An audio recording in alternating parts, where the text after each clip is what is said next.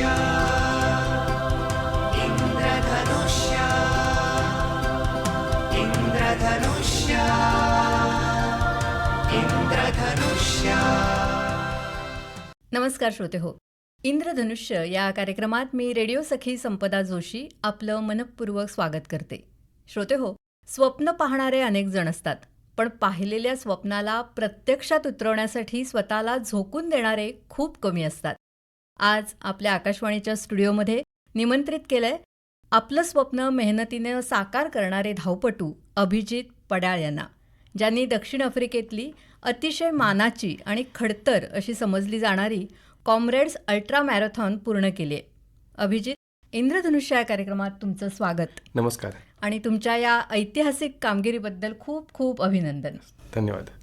तुमच्या या सगळ्या प्रवासाबद्दल आम्हाला जाणून घ्यायचं आहे, तुमच्या मेहनतीबद्दल. आम्ही खूप काही ऐकलेलं आहे, तर आपण सगळ्या याविषयी बोलूया. ही जी कॉम्रेड्स मॅरेथॉन आहे, तर त्याचं स्वरूप काय आहे, या स्पर्धेबद्दल आधी आम्हाला थोडंसं सांगा. नक्की.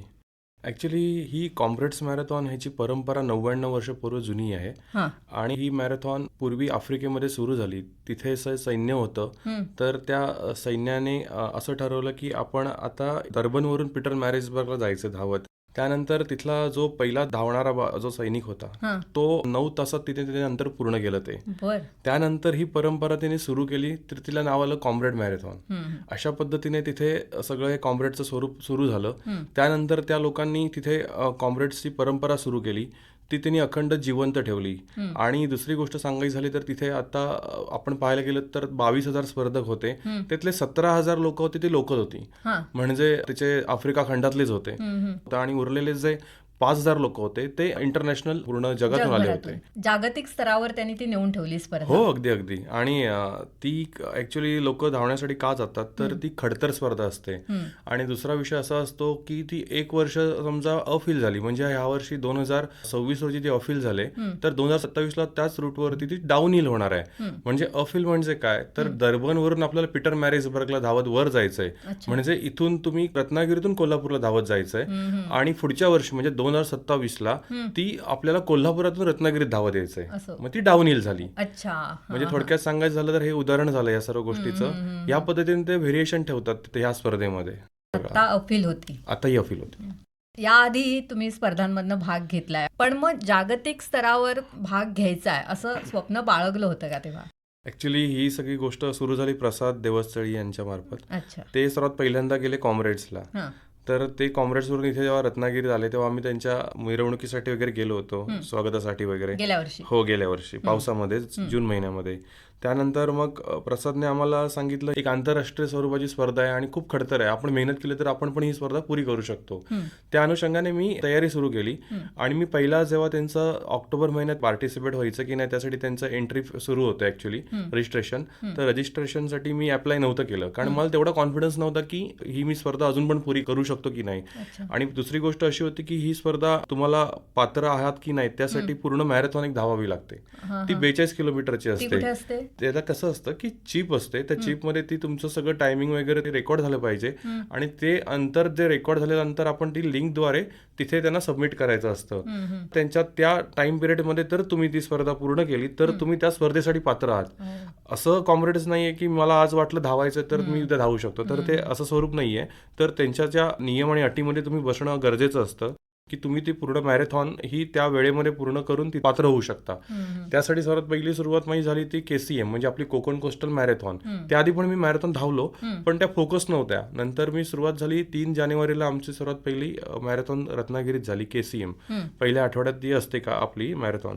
तर ती 21 किलोमीटरची मॅरेथॉन मी 1 तास 54 मिनिटात पूर्ण केली. त्यानंतर त्याला सब-2 म्हणतात. ऍक्च्युली मॅरेथॉनमध्ये कसं असतं, 21 किलोमीटरचं अंतर असतं त्याला हाफ मॅरेथॉन म्हटलं जातं. 42.2 हे जे अंतर असतं ते फुल मॅरेथॉन म्हटलं जातं. आणि 50 किलोमीटरच्या वरती ज्या स्पर्धा होतात त्याला अल्ट्रा मॅरेथॉन म्हटल्या जातात. ह्या पद्धतीने मॅरेथॉनचं पूर्ण स्वरूप असतं. तर त्यावेळी मी हाफ मॅरेथॉन 1 तास 54 मिनिटात पूर्ण केली. त्यानंतर पुढची होती टाटा मुंबई मॅरेथॉन. तर मी ती 3 तास 59 मिनिटात पूर्ण केली. त्याला सब-4 म्हटलं जातं. तर ती मॅरेथॉन पूर्ण केल्यानंतर मला कॉन्फिडन्स आला की आता कॉम्रेड्स मॅरेथॉनसाठी आपण आता तयार होतोय.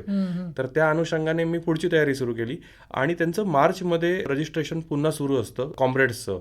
ते कसं असतं तर जे काही खेळाडू असतात ते दुखापतीमुळे त्या स्पर्धेत भाग घेत नाहीत. दुसरी गोष्ट असते काही जणांना ट्रॅव्हल्सचा प्रॉब्लेम असतो, काही जणांचे काही वेगवेगळे प्रॉब्लेम्स असतात. तर तो जो कोटा रिकामी राहतो तर तो लकी ड्रॉ पद्धतीने त्यांनी यावेळी घेतला होता.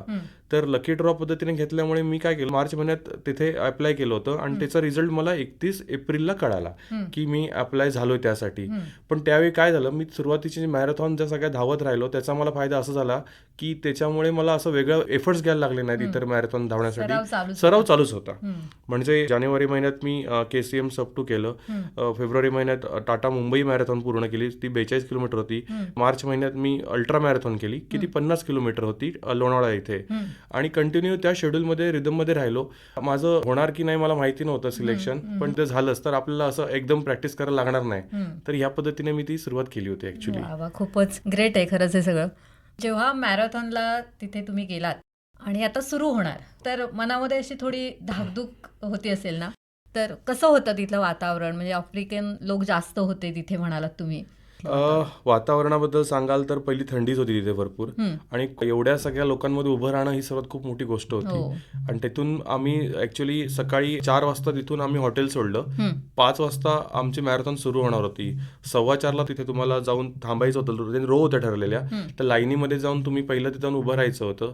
त्या लाईनीत उभं राहिल्यानंतर प्रत्येकाला 15-15 मिनिटांनी ते सोडणार होते.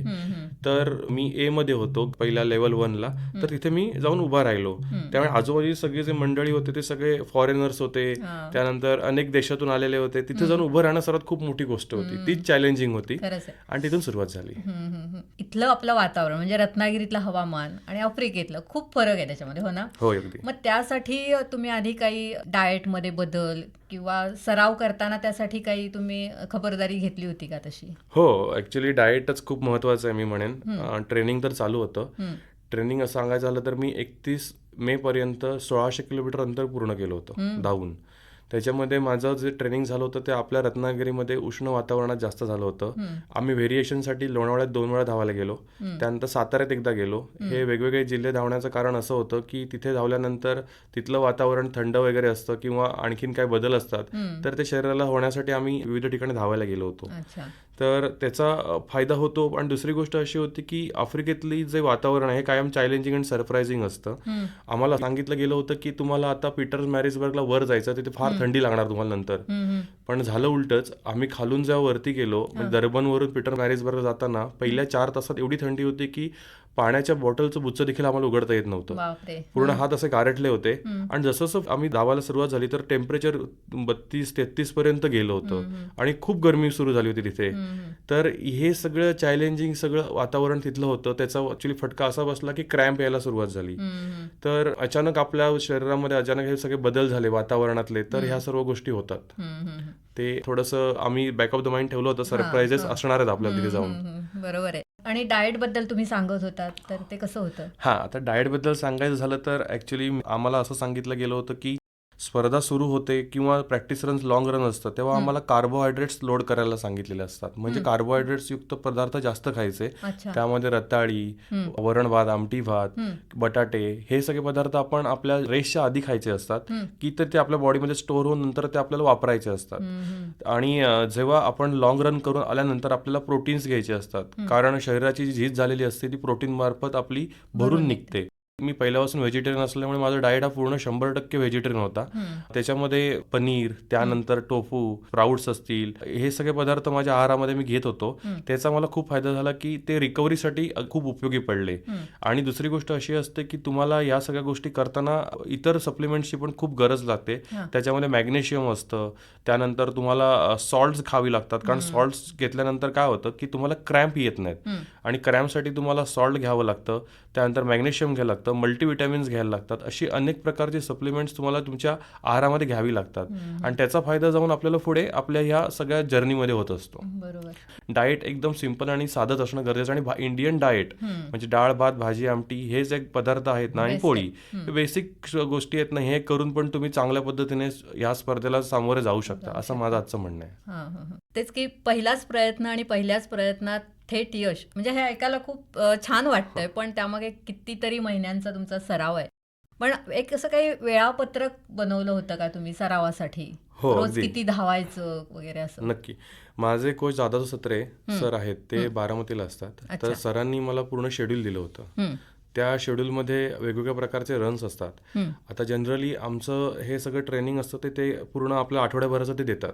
त्या ट्रेनिंगमध्ये कसं असतं, हिल रन असतं, कारण यावेळी आपली मॅरेथॉन होती ती अप हिल होती, म्हणजे आपल्याला वर चढणीने जायचं होतं. तर अप हिल एक प्रकार होता त्याच्यामध्ये रनिंगचा. दुसरं होतं टेम्पो रन, तिसरं होतं इंटरव्हल रन, त्यानंतर शनिवार आणि रविवार हे लॉंग रन असतं, त्यानंतर शॉर्ट रन्स असतात. अशा सगळ्या पद्धतीचे रन्सचे प्रकार असतात. कारण हे करण्यामागचं त्याचा उद्देश असा असतो की तुमचं हार्ट ट्रेन झालं पाहिजे, तुमच्या शरीराचा एन्ड्युरन्स वाढला पाहिजे. एन्ड्युरन्स वाढल्यामुळे तुम्हाला जे लॉंग डिस्टन्स पार करायचं अल्ट्रा मॅरेथॉनचं, ते शरीराला त्याची सवय झाली पाहिजे, मसल्स तयार झाले पाहिजेत, रिकव्हरी झाली पाहिजे. ह्या सगळ्या अनुषंगाने हे आमचे कोच जाधव सत्रे सर आहेत, तर त्यांनी आम्हाला पूर्ण शेड्यूल दिलं होतं आणि ते शेड्यूल तंतोतंत पाळण्याचा आम्ही प्रयत्न करत होतो. वा वा. अभिजित, मनामध्ये ना खूप एक उत्सुकता आहे की 90 किलोमीटर अंतर आणि जवळजवळ 9.5 तासामध्ये तुम्ही ते पार केलं. पण ही स्पर्धा चालू असताना तुम्हाला मध्ये काही पेय दिली जात होती, एनर्जी ड्रिंक्स वगैरे, कारण एवढे तास तुम्ही धावत होतात. पेय म्हणजे काय असतं, ऍक्च्युली सुरुवातीला आपल्याला पाणी असतं, इलेक्ट्रोलाइट्स असतात, त्यानंतर मीठ, हे पदार्थ आपल्याला घेत घेतच पुढे जायचं असतं. आम्हाला आमच्या कोचनी असं सांगितलं होतं की इलेक्ट्रोलाइट्स जास्त घेत जायचं, म्हणजे काय होतं, शरीरातून सगळं घामाद्वारे इलेक्ट्रोलाइट्स असतात ते बाहेर जात असतात, म्हणजे त्याच्यामध्ये अगदी सॉल्ट बिल्ट सगळं बाहेर जात असतं, तर ते तुम्हाला बॉडीमध्ये पुन्हा फील करायचंय. अशा पद्धतीने आम्हाला इलेक्ट्रोलाइट्स जास्त घ्यायला सांगितलेले. मध्ये मध्ये आम्ही ऑरेंज घेत होतो, ऑरेंज नंतर पुढे केल्यानंतर काही वेळा बटाटे, म्हणजे बॉईल बटाटा असतो, तिथे लोक बॉईल बटाटे देतात, केळं देतात, असं तत्सम पदार्थ ते दिले जातात. आणि ह्या सगळ्या गोष्टी चालू असताना आम्ही बरोबर सॉल्ट कॅप्सूल पण ठेवतो की दर 10 किलोमीटरला ती सॉल्ट कॅप्सूल आपल्याला घ्यायची असते. म्हणजे काय, तर लॉंग डिस्टन्समध्ये प्रकारे पेटके येणे पायामध्ये, क्रॅम्प म्हणतो आपण त्याला, ते चालू राहतात. तर सॉल्टमुळे काय होतं, ते येण्याचे प्रकार कमी कमी होत जातो. मध्ये मध्ये आम्ही कॅफिनेटेड एनर्जी ड्रिंक पण घेत होतो, कारण पहिल्या 45 किलोमीटरपर्यंत काय झालेलं असतं की आपण अनेक पदार्थ खाल्लेले असतात, त्या पदार्थामुळे आपल्या काही वेळा पोटामध्ये गॅस तयार होतो आणि लॉंग डिस्टन्स असल्यामुळे 45 किलोमीटर पासून ते अगदी 90 किलोमीटरपर्यंत आम्ही ही एनर्जी ड्रिंक घेत राहिलो. त्याचा आम्हाला फायदा खूप झाला ऍक्च्युली. ह्या गोष्टी सगळ्या केल्यामुळे काय होतं, ती पुढे येणारा फटीक हा कमी होत जातो. आपल्याकडे जेल्स असतात, जेल्समध्ये काय असतं, कार्बोहायड्रेट्स असतात आणि कॅफेन्स असतात. तर ते कॅफेन्स आणि कार्बोहायड्रेट्स आपण हळूहळू घ्यायची असतात एक 45 मिनिटांनी. त्याच्यामुळे काय होतं, शरीरामध्ये कार्बोहायड्रेट्स आणि इलेक्ट्रोलाइट्स आणि हे कॅफेन हे अगदी एक प्रकारे बॉडीमध्ये चालू राहतं सायकलमध्ये आपल्या, त्याच्यामुळे येणारा थकवा कमी राहतो, त्यानंतर येणारे क्रॅम्प्स कमी राहतात. ह्या पद्धतीने रेसमध्ये आपल्याला थोडंसं खाण्यापिण्याचं त्यानंतर न्यूट्रिशनचं मॅनेजमेंट करत करत पुढे जायचं असतं आणि उगाच काय फॅन्सी मिळालं तर खायचं नसतं. ह्या सगळ्या पद्धतीत आपण पाळल्या तर आपण ह्या सगळ्या गोष्टी इझिली करू शकतो. ठरलेलं आहे तेच तुम्ही अगदी अगदी घ्यायचं होतं. अगदी. अभिजित, तुम्ही सांगितलं की स्पर्धेला जाण्याआधीही तुमचं डाएट आहे ते तुम्ही काटेकोरपणे पाळत होतात किंवा रोज एवढा सराव करणं, तर हे सगळं करण्यासाठी घरच्यांचा, कुटुंबाचा सपोर्ट हा खूप महत्त्वाचा आहे. तर तो सपोर्ट कसा होता तुम्हाला? ॲक्च्युली ह्या सगळ्या गोष्टी करताना घरच्यांचा सपोर्ट पण खूप महत्त्वाचा असतो. नक्की. कारण मुलांना सांभाळणं किंवा ह्या सगळ्या जबाबदाऱ्या असतात, कारण ह्या सर्व गोष्टी करताना आर्थिक गणितं पण जुळवावी लागतात. कारण एवढ्या लांब जायचं म्हणाल तर मला आर्थिक गणितं जुळवावी लागतात. घरच्यांचा सपोर्ट असणं म्हणजे काय, मुलांचं सगळं शेड्यूल पाहणं घरच्यांचं असतं. तर ह्या सगळ्या गोष्टीमध्ये फोरम नाही, म्हणजे माझी मिसेस, तिने मला यात खूप मदत केली. तिने मुलांना खूप चांगल्या पद्धतीने सांभाळ केला. मी नसताना देखील अशी उणीव नाही भासू दिली की मी नाही आहे. त्यानंतर माझे सासरे, सासूबाई, आई वडील ह्यांची खूप मदत झाली या सर्व प्रवासामध्ये. त्यांनी माझ्या पाठी राहून इतर गोष्टी केल्या, कारण मी दर महिन्यातून 2 वेळा तरी बाहेर असायचो, कारण लॉंग रनसाठी आम्हाला बाहेर जावं लागायचं. माझ्या डाएटची काळजी घेतली. या सगळ्या गोष्टींचा मला खूप फायदा झाला ऍक्च्युली. आणि कोणाकोणाची मदत झाली तुम्हाला याच्यामध्ये? मित्र असतील, कुठच्या संस्था असतील? ह्या सर्व गोष्टीमध्ये मला अनेक जणांची मदत झाली. कारण मी तर सांगेन, हे जे यश आहे ह्याच्या मागे छोटे मोठे सगळ्यांचे हात लागलेले आहेत. बरोबर. हे एका रात्री झालेली गोष्ट नाहीये. तर ह्याच्यामध्ये मला KCM, RCC, त्यानंतर आमचे नितीन सनगर सर, त्यानंतर प्रसाद देवस्थळी, महेश सावंत, नाचणकर सर, कवडे सर, अशा अनेक मंडळींची आम्हाला मदत झाली. ह्या मंडळीने आम्हाला वेगवेगळ्या पद्धतीने मदत केली. म्हणजे हायड्रेशनसाठी सपोर्ट केला. जेव्हा आम्ही रत्नागिरीत लॉंग रन करायचो त्यावेळी आम्हाला सपोर्ट केला. त्यानंतर जाण्या येण्यासाठी काय प्रॉब्लेम असतात ते पण आमचे केले. म्हणजे ह्या भरपूर साऱ्या गोष्टी होत्या प्रवासामध्ये. या म्हणजे असं नव्हतं की नुसतं जाऊन धावायचं आहे, तर काही टेक्निकल गोष्टी असतात. त्यामध्ये मित्रपरिवारच खूप आपल्याला या सर्व गोष्टींमध्ये मदत करतो. मी 3 महिने एक वेट ट्रेनिंग केलं रत्नागिरीमधल्या एका चांगल्या जिममध्ये. तिथे रोशन फगरे यांनी मला खूप चांगल्या पद्धतीने मार्गदर्शन केलं. म्हणजे आपल्याला कुठले मसल्स फोकस करायचे. त्यानंतर त्या जिमचे मालक अमोल जाधव यांनी देखील खूप चांगलं मार्गदर्शन केलं. त्याचा फायदा तुम्हाला असं होतो की जे मसल्स तुम्हाला फोकस करायचे, म्हणजे धावताना आपल्याला हॅमस्ट्रिंग, ग्लूट्स, त्यानंतर काफ मसल्स, सोलियस मसल्स, तर त्यांना चांगल्या पद्धतीने ट्रेन केल्यामुळे त्यांची इफिशियन्सी वाढते. तर मी त्या जिमचे खूप आभार मानेन की त्यांनी मला खूप चांगलं वेट ट्रेनिंग दिलं. ह्या सगळ्या प्रवासात माझा मित्र राहुल भोसले, ओशन मॅनची त्याने इथे रत्नागिरीत राहून तयारी चांगली केली होती. दुबईला जाऊन त्याने ती स्पर्धा पूर्ण केली होती. तर राहुलचा पण मला खूप सपोर्ट झाला या सर्व गोष्टीमध्ये. राहुल माझ्या प्रत्येक गोष्टीवरती बारीक लक्ष ठेवून होता की अभि आज काय करतोय, कसं करतोय. तर राहुलने मला या सगळ्या प्रवासात खूप जास्त मदत केली. खरंच आहे की एवढं मोठं यश मिळवताना सगळ्यांचा तुम्हाला सपोर्ट होता आणि तुम्हाला ते प्रोत्साहित करत होते ह्याच्यासाठी, आणि म्हणूनच तुम्ही ते यश मिळवू शकलाय. तुम्ही मगाशी प्रसाद देवस्थळी यांचा उल्लेख केला की ते गेल्या वर्षीही ही मॅरेथॉन धावले तिकडे. तर त्यांच्या तेव्हाच्या अनुभवाचा किंवा तुमचे कोच आहेत त्यांच्या मार्गदर्शनाचा प्रत्यक्ष मॅरेथॉन धावत असताना तुम्हाला काय फायदा झाला? ॲक्च्युली प्रसादने गेल्या वेळी ही मॅरेथॉन धावली तर फायदा मला खूप झाला. प्रसादने आम्हाला सर्व गोष्टी अशा सांगितल्या होत्या की हे असं या पद्धतीने तो रूट असतो, तिथे प्रेझन्स ऑफ माइंड कसा वापरायचं असतं ते सांगितलं होतं. आणि प्रसाद स्वतः एक सायंटिस्ट असल्यामुळे तो स्टॅटिस्टिक्स पण खूप चांगले सांगत होता. की मी माझी स्ट्रॅटेजी काय केली होती, तर एका देवाचा फोटो होता, म्हणजे आमचे सद्गुरू अनिरुद्ध बापू आणि मोठ्या आईचा फोटो. त्याच्या मागे मी पूर्ण स्ट्रॅटेजी लिहून काढली होती की मला एवढ्या वेळामध्ये एवढं पेसिंग करायचंय, एवढ्या वेळामध्ये 50 किलोमीटर धावायचं, एवढ्या वेळेमध्ये मला 60 धावायचे. तर मी त्याला सगळी स्ट्रॅटेजी सांगितली होती, दाखवली होती. तर त्याने मला आणखीन सांगितलं की आणखीन तू काय करू शकतोस या स्ट्रॅटेजीमध्ये, पेसिंग स्ट्रॅटेजीमध्ये. तर त्याचा मला खूप उपयोग झाला आणि त्या पद्धतीने मी ती स्ट्रॅटेजी ऍक्च्युली वर्कमध्ये आणली आणि ते होत गेलं हळूहळू पुढे पुढे. तर प्रसाद जाण्याचा आम्हाला खूप फायदा झाला. म्हणजे ह्या सर्व टेक्निकल गोष्टी आम्हाला प्रसादकडून समजून घेता आल्या. टाइम मॅनेजमेंट खूप चांगलं झालं. Time management, yes, time management खूप चांगलं झालं. बरं, म्हणजे हा सगळा अभ्यास होता, पण प्रत्यक्ष 90 किलोमीटर एवढं सलग धावायचं म्हणजे ही खरोखर खूप कठीण गोष्ट आहे. तर यामध्ये असा एखादा क्षण आला का की शरीर आता साथ देत नाहीये किंवा बास आता थांबूया, असं एखाद्या क्षणाला वाटलं का? कारण असं झालं तरी आपली एक मानसिक उभारी यामध्ये खूप महत्त्वाची असते. त्यावेळेला तुम्हाला मानसिकदृष्ट्या तुम्ही स्वतःला कसं सावरलं? नक्की, की मला पूर्ण करायचीच आहे. काय झालं ऍक्च्युली 60 किलोमीटर नंतर क्रॅम्प यायला सुरुवात झाली. कारण आम्ही वरती पीटर मॅरिट्सबर्गला जात असताना खूप जास्त टेम्परेचर होतं, त्यामुळे शरीरातून घाम पण खूप जात होता.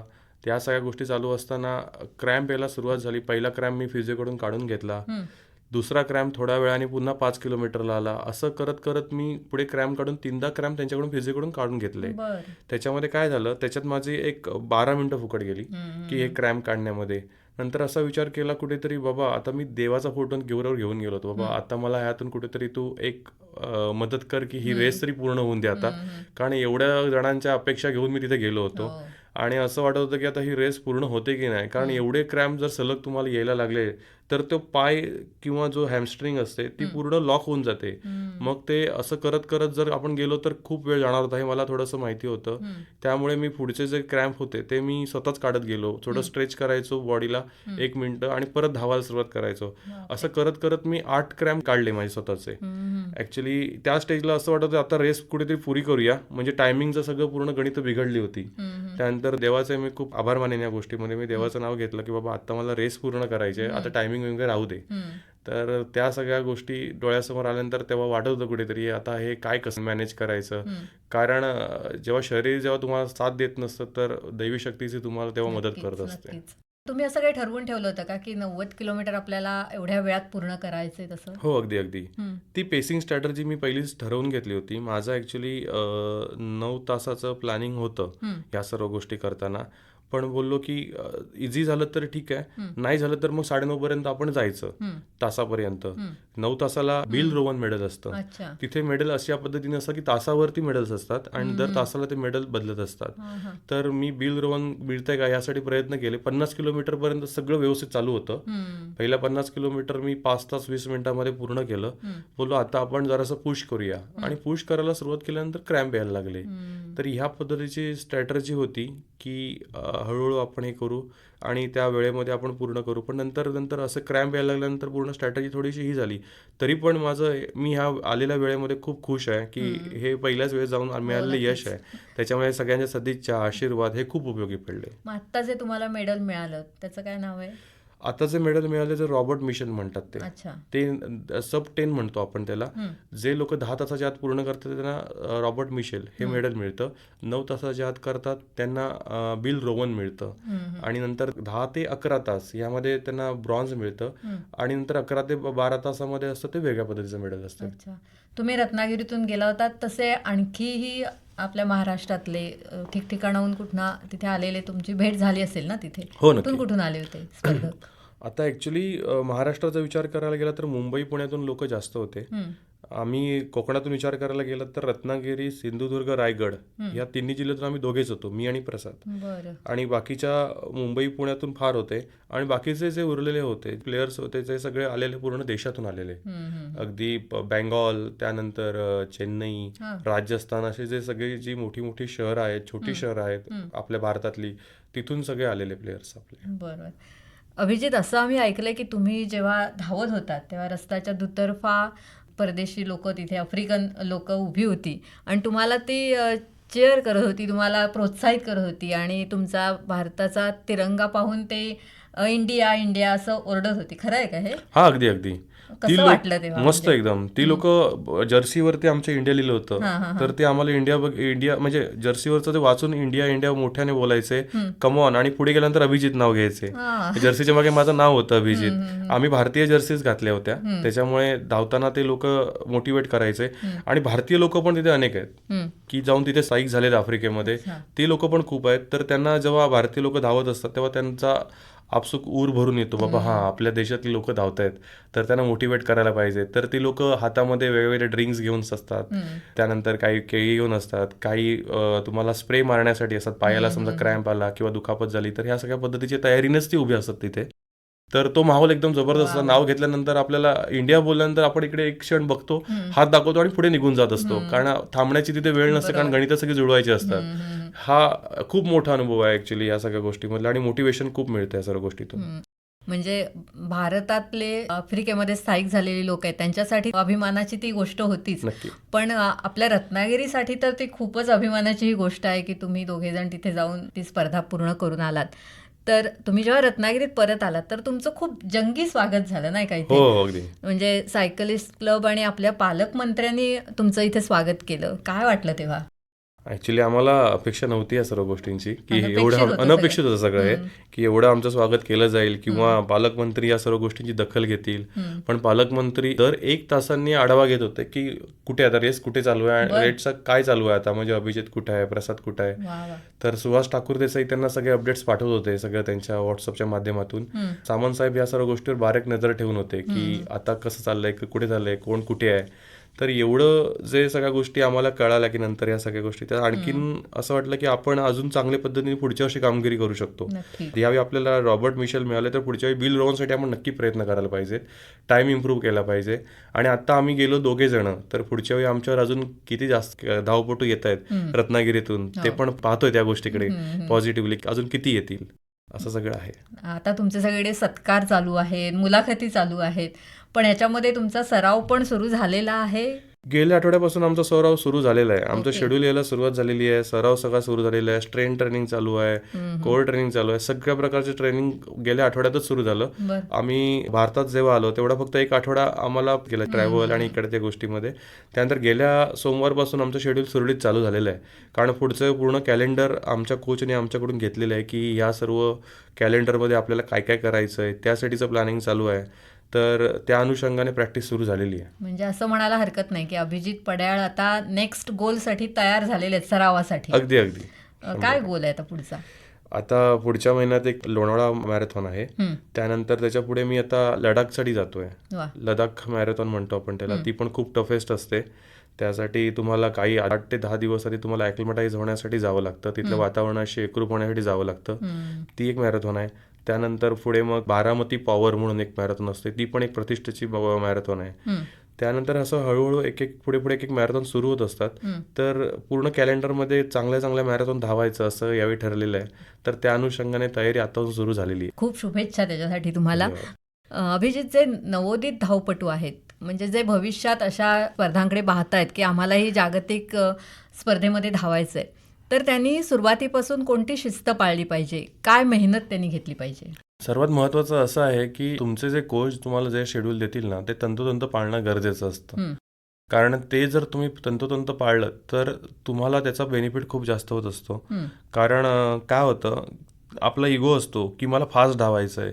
तर फास्ट धावण्यामध्ये तोटे पण फार आहेत ॲक्च्युली आणि स्लो धावण्यामध्ये फायदे पण अनेक आहेत. तर ह्या सर्व गोष्टी समजून घेणं नवीन मुलांनी गरजेचं आहे की धावण्यामध्ये जे काही गोष्टी जे कोच सांगतील त्याच तुम्ही पाळणं गरजेचं आहे. 90 किलोमीटरचं अंतर तुम्ही जे खडतर असं होतं, चढाई ज्याच्यामध्ये धावत धावत करायची होती, तर हे केवळ शारीरिक ताकद असून मला वाटतंय की फक्त पुरेसं नाही आहे. त्यासाठी मानसिक आत्मविश्वास असणं किंवा जिद्द असणं, परमेश्वराची कृपा असणं, हे सगळ्या गोष्टी आवश्यक आहेत आणि त्या सगळ्या तुमच्याकडे आहेत. पण आजच्या तरुण पिढीकडे आपण पाहिलं तर थोडं मानसिकदृष्ट्या, शारीरिकदृष्ट्या ते कमी पडताना दिसतात. तर अशा तरुण पिढीला तुम्ही काय सांगाल? आता कसं झालंय, जनरली लाईफस्टाईल खूप बदललेली आहे. आता जंक फूड मुलं खूप जास्त प्रमाणात खातात. प्रत्येकाला कळायला पाहिजे की आता आपल्याला हेल्थ खूप महत्वाची आहे. तुम्हाला माझ्यावरूनच सांगतो, 2024 साली माझं वजन होतं 99 किलो. तर त्यावेळी माझी फॅटी लिव्हर स्टेज 2 सुरू झालेली. ते जेव्हा मला समजलं की आता मला कुठेतरी माझी लाईफस्टाईल चेंज करायची आहे, तर तेव्हा माझी सुरुवात मी वॉकिंगने सुरू केली. मी फास्ट वॉक सुरू केला. त्यानंतर हळूहळू माझी ओळख KCMशी झाली. तर KCMमध्ये बॉबी सावंत हे माझे मित्र आहेत. तर त्यांनी मला सांगितलं, अरे आमच्याबरोबर जॉईन हो, आपण एकत्र सगळ्या ॲक्टिव्हिटी करूया. त्यांच्याबरोबर मॅरेथॉनला सुरुवात केली धावण्यासाठी. तर मॅरेथॉनची लाईफस्टाईल सुरू झाली. मग हळूहळू आपल्याला कळायला लागलं की हां, याच्यामध्येच खूप मजा आहे. कारण तुमचं धावताना डोपामिन सिक्रेट होतो. हा हार्मोन्स आहे ॲक्च्युली. तो एकदा सिक्रेट झाला की तुम्हाला त्या गोष्टींचा आनंद कळायला जातो. बाबा हा इथे प्लेजर आहे. त्याच्यामुळे सर्वात महत्त्वाचं आहे ते म्हणजे प्रत्येक गोष्टीमध्ये स्टिक राहणं गरजेचं आहे. आणि तुम्हाला तुमचा डाएट हा प्रॉपर असणंच गरजेचं आहे. आणि घरचं अन्न हे सर्वश्रेष्ठ अन्न आहे असं मी आज तुम्हाला सांगू शकतो तुमच्या माध्यमातून. नक्कीच. अभिजित, रत्नागिरीच्या मातीत जन्मलेला एक तरुण थेट दक्षिण आफ्रिकेत जाऊन तिरंगा फडकवतो. ही आमच्या सगळ्यांसाठी अत्यंत अभिमानाची अशी गोष्ट आहे. कॉम्रेड्स मॅरेथॉनचा हा तुमचा प्रेरणादायी अनुभव तुम्ही आमच्या श्रोत्यांशी शेअर केलात, त्याबद्दल तुमचे खरोखर मनापासून आभार. तुमचं हे यश अनेक तरुणांना धावण्याची ऊर्जा देऊन जाईल. तुमच्या पुढच्या सगळ्या मोहिमांसाठी आमच्या आकाशवाणी परिवाराकडून आणि अर्थातच आमच्या सगळ्या श्रोत्यांकडून खूप खूप तुम्हाला शुभेच्छा. धन्यवाद. तुम्ही मला आज इथे बोलण्याची संधी दिलीत. आकाशवाणीवर पहिलीच मुलाखत आहे. तर मी तुमच्या माध्यमातून एक सांगू इच्छितो की जानेवारीच्या पहिल्या आठवड्यात आपली कोकण कोस्टल मॅरेथॉनचं आपण आयोजन करतो. गेली 3 पर्व आपण मस्त आनंदात सगळीकडे व्यवस्थित आपण पार पाडले. आता 4थं पर्व आहे. तर त्यासाठी थीम आहे रन फॉर म्युझिक. आपली गेल्या वेळची थीम होती आपली मराठी भाषा. तर मी सगळ्यांना सांगेन की अजून खूप महिने आपल्या हातामध्ये आहेत. आपल्याला एक लाईफस्टाईल, स्वतःचं जीवनशैली बदलण्याची खूप मोठी संधी आहे. तर तुम्ही त्या माध्यमातून आपली दर रविवारी प्रॅक्टिस रन असते की गेल्या रविवारी आपली 100वी प्रॅक्टिस रन होऊन गेलेली आहे. तर आता तुम्ही ह्या पद्धतीने नवीन आयुष्याला जर कलाटी द्यायची असेल माझ्यासारखीच, तर तुम्ही प्रॅक्टिस रनला यायला सुरुवात करा. मॅरेथॉनचा आनंद घ्या आणि नवीन नवीन लाईफस्टाईल आपली चांगल्या पद्धतीने सुरू करा. हे तुम्हाला मी सांगेन. जानेवारीच्या पहिल्या आठवड्यामध्ये आपलं 5 किलोमीटर, 10 किलोमीटर, 21 किलोमीटर अशा पद्धतीने मॅरेथॉन आपण रत्नागिरीमध्ये भरवतो. तर सर्वांनी नक्की पार्टिसिपेट करा. अभिजित, पुन्हा एकदा तुम्हाला शुभेच्छा. धन्यवाद. श्रोते हो, आता इंद्रधनुष्य या कार्यक्रमातून मी रेडिओ सखी संपदा जोशी आपला निरोप घेते. आज आपण दक्षिण आफ्रिकेतील अतिशय खडतर अशी कॉम्रेड्स मॅरेथॉन पूर्ण करणारे धावपटू अभिजित पड्याळ यांच्याशी बातचीत केली. इंद्रधनुष्य या कार्यक्रमाचे सादर करते विवेक वानखडे.